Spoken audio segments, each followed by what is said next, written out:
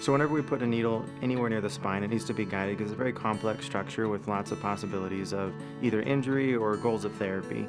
Traditionally, it's guided with fluoroscopy. So fluoroscopy uses x-rays. It does it by either snapping x-rays as the needle is being advanced, or it does it with a real-time video fluoroscopy. Because it's x-rays, it does expose the patient to radiation, and x-rays are great at looking at bone detail, but they don't see soft tissue structures very well. And fluoroscopy instruments are very expensive. Because of that, other modalities have been explored. Fluoroscopy has actually been studied and used since the late 1890s, and to guide needles has been since the early 1900s.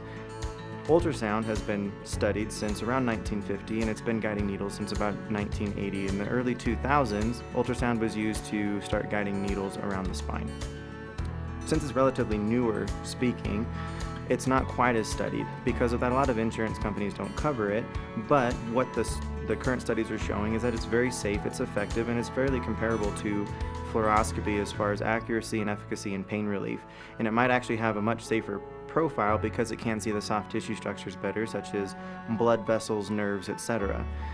The ultrasound that we do here has been very successful with needle placement and is consistent with what the studies are showing as far as accuracy.